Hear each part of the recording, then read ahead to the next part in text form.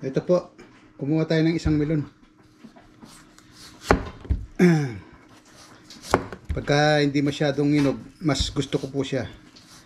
Kasi hindi masyadong matamis. Pagka po masyadong hinog na, napakatamis po. Maganda po yung medyo green pang ganyan.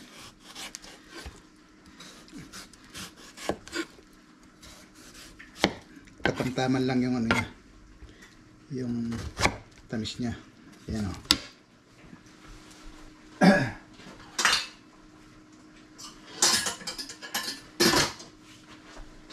Alisin natin yung buto. At saka malutong pagka po ganito itsura. Pero pagka po pinitas mo, saka mo in-stock ng 2 days, sobrang tamis. Pag ganito, ayos. Malutong, parang honeydew.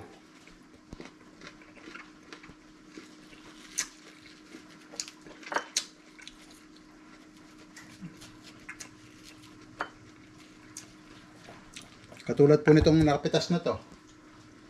2 days to. Ay, matamis po yan. Sigurado.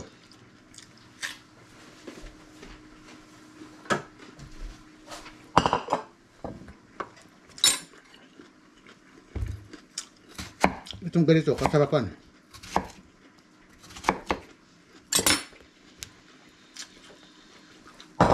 Sabi nga, ikukutin.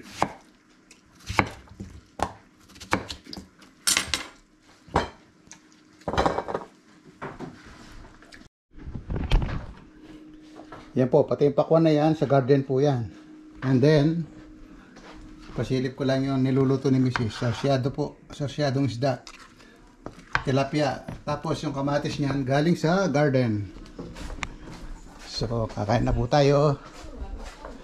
And then itong ampalaya, okra, talong, yan from garden po rin yan. Pati yung sili ng sausawan natin, garden pa rin yan. Tabis po ng pakwan natin. Gandang hapon po mga katutod. Ito, na-load na po natin yung i-deliver natin. Ayan po. So magdi-deliver tayo.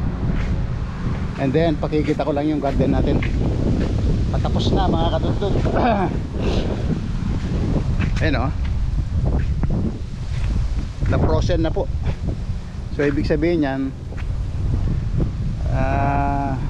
wala na tayong magagawa niyan. Pero kukunin natin yung mga bunga. Ayan ang bunga niya, bunga na kalabasa natin.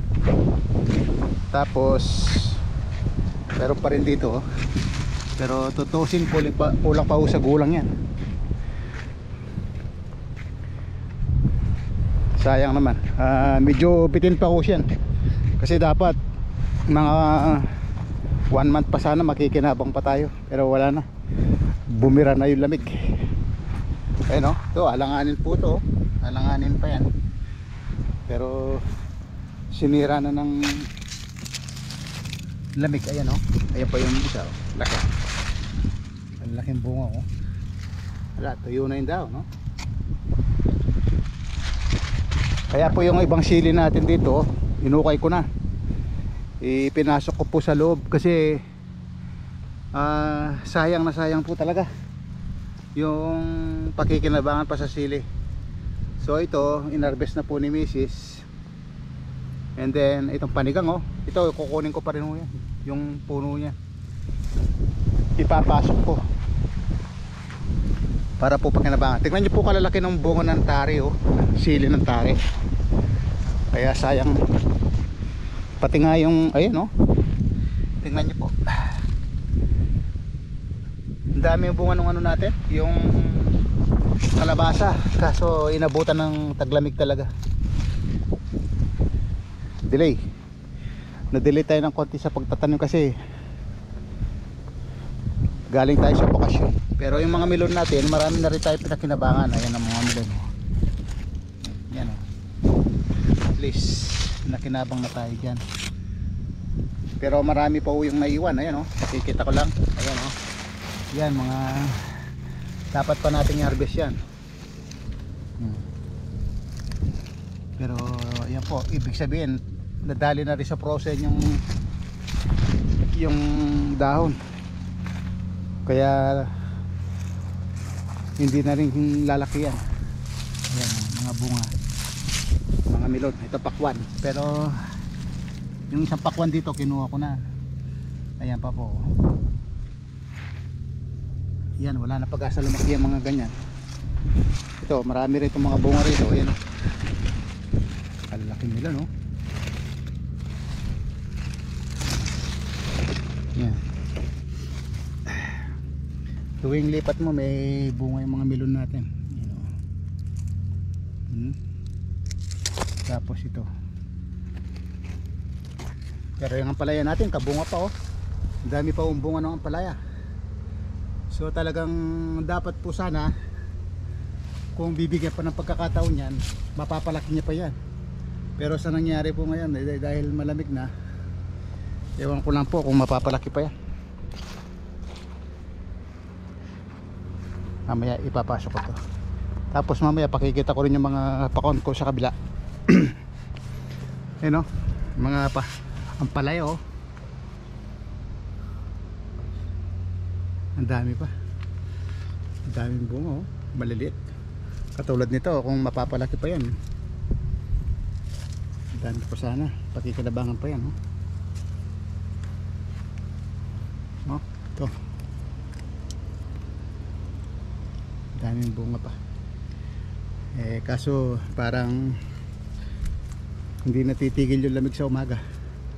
Sa umaga po yung problema natin, yung lamig sa umaga. Tapos dito, lipat tayo dito sa kabila. Ayan, marami ng bunga, oh. Bunga.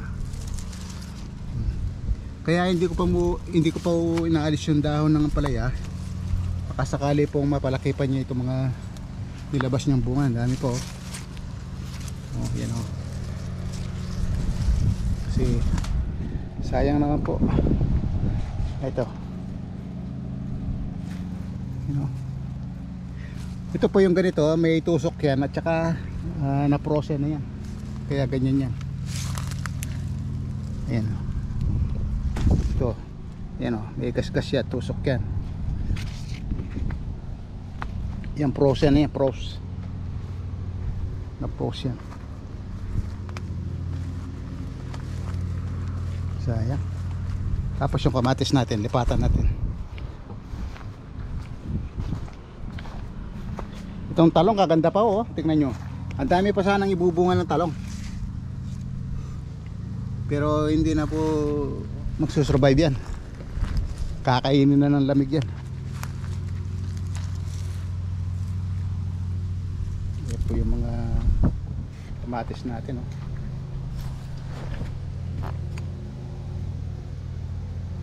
Dami pa sanang bunga. Kung mga isang buwan pa sana, dami pa natin pakikinabangan, mga kadudtot. Kaso parang wala nang pag-asang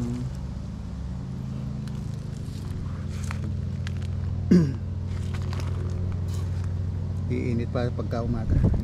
Parang tuloy-tuloy na po yan.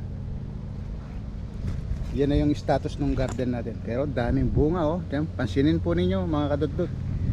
Talagang yung bunga ng mga kamatis natin bumigay. Katulad nito, tignan nyo, kumpulan, no? Parang mangga nga, eh. Tapos to, oh.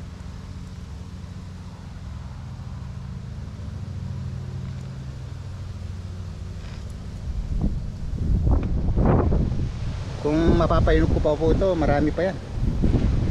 Kung mapapainog, sa nangyayari po ngayon, wala na yan. Baka pagkapitas ko nitong mga inog na to, pati yung medyo magulang, pipitasin ko na rin. Katulad itong talong na to, ang ganda pa, oh. Ito yung mga talong na malalaki. Ang ganda po. Ito oh, tingnan nyo po. Oh.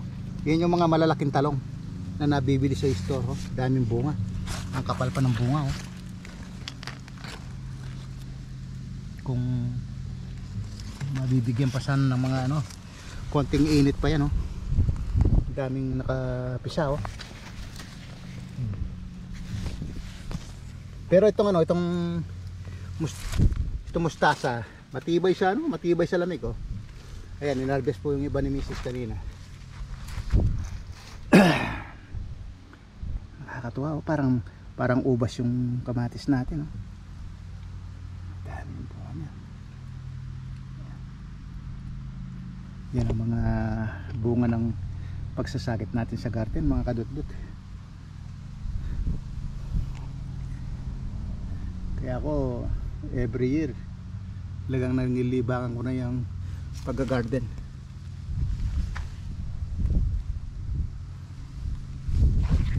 Tapos punta po tayo sa kabila.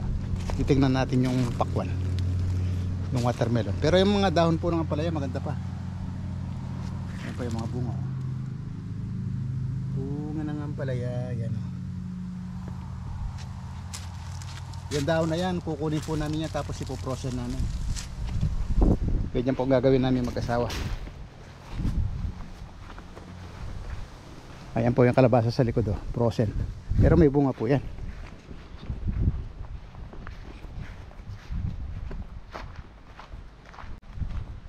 Tapos yung mga pakwan natin dito.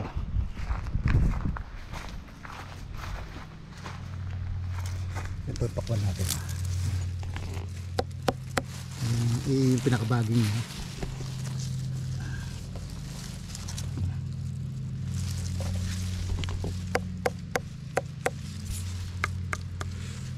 Malapit na rin yan. Tapos alam ko meron pa rito eh. Ayun o, meron naman o. Sa gilid lang po ng bahay namin yan. Ayan o. Kahit sa gilid po nagtatanim ako.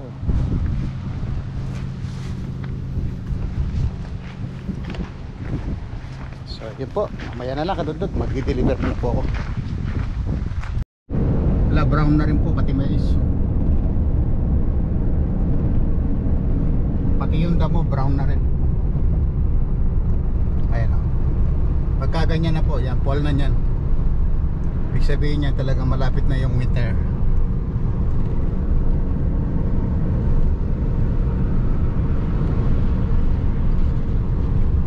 Ganda ng Polaris oh.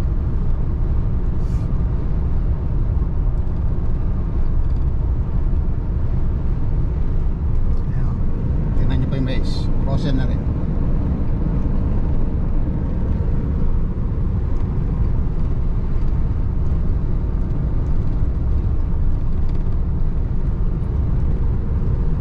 Pati yung mga halaman yellow na po yung dahon oh. Malapit na niya ng winter. Ibaran natin. Tingnan niyo po yung yard niya oh. Malaki rin pala yung puno na to.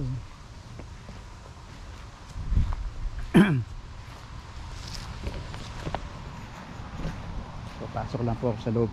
Titignan ko nandito.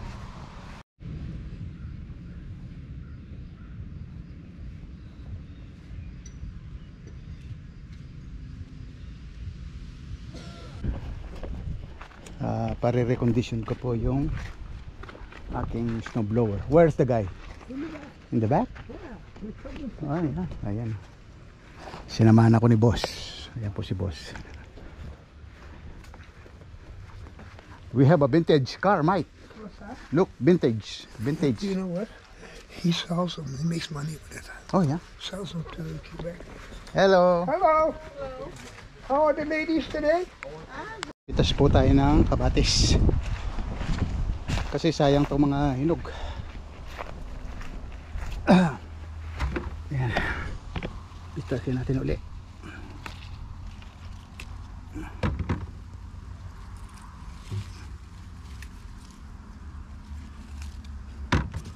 Overripe po to pagka hindi natin pinitas.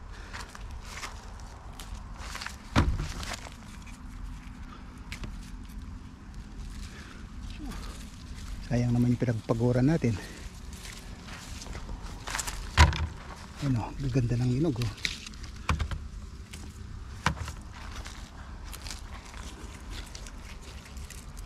Ang kaya naman po ng bunga ng kamatis natin, kumpol oh.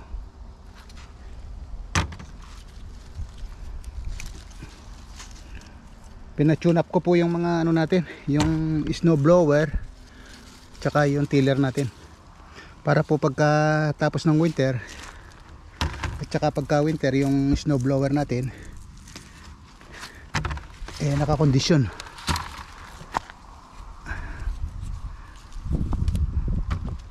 Pina-tune up ko po doon sa kasama natin sa trabaho.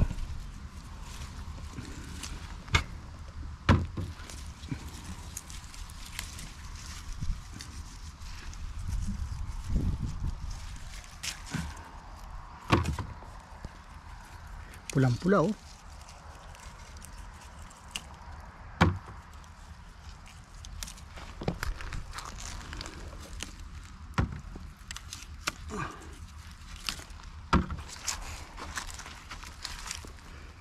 Yung mga bagong bunga nito hindi na po lalaki masyado kasi ano na baga survivor na lang sa lamig to.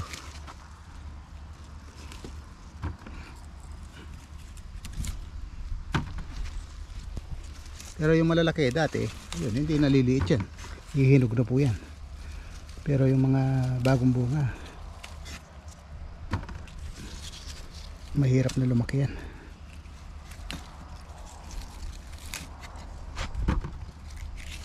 Pero pipitasin pa rin natin kahit maliit yan.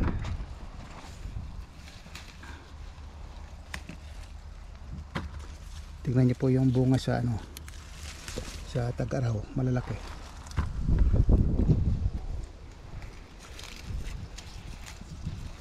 Yan ang kainaman naman eh. Sa kamatis naman wala namang problema, malaki, maliit, okay lang. Basta importante kamatis. Masarap nga ako sa sasawa nito eh. Sobrang laki eh, hindi mo naman maubos eh. Lalo na sa Pilipinas, kamahal po ng kamatis ngayon. Dito sobra-sobra ang kamatis natin. Kung mauwi mo lang sa Pilipinas to, kamahal. Kaso mahal din ang pamasahe. Ito nahuhulog na misis to.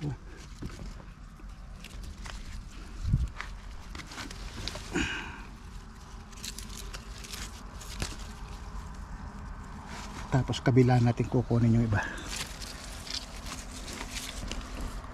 Kasi hindi naman lahat madudukot dito. Anong makukuha rito, pero maganda kabilaan.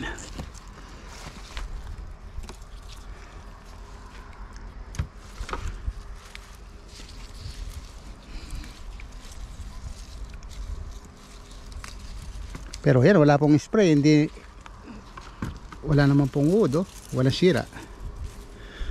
Hindi masyado anong mga insekto rito. Siguro dahil na rin sa iwan ko, ba't hindi katulad sa Pilipinas. Maraming yung naninira.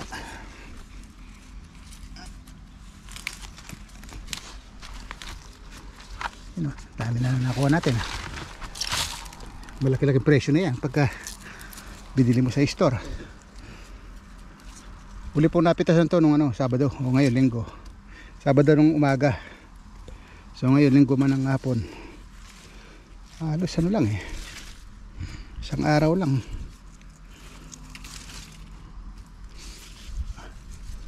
Kasi ano eh, hindi sagad ang pitas ni Mrs. eh. Kung sinagad mo ang pitas 2 days. Tulad nito oh. Daming pero dapat itong ganito pinipitas na to.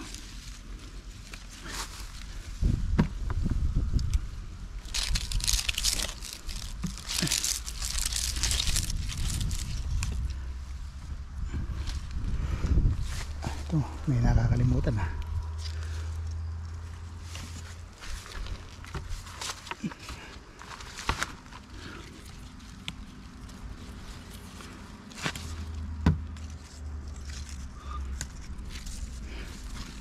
Kaya naman na lang ang laki. Hindi na katulad ng dating basal. Malalaki. Sobra kasing bunga eh.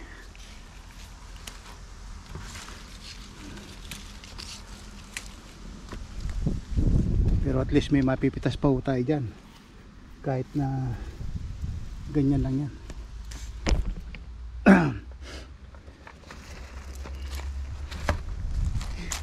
Marami pa tayo may stock na kamatis.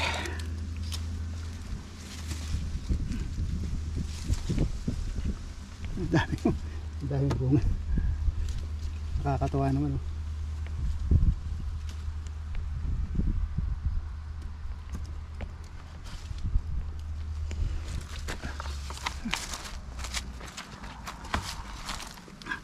You know.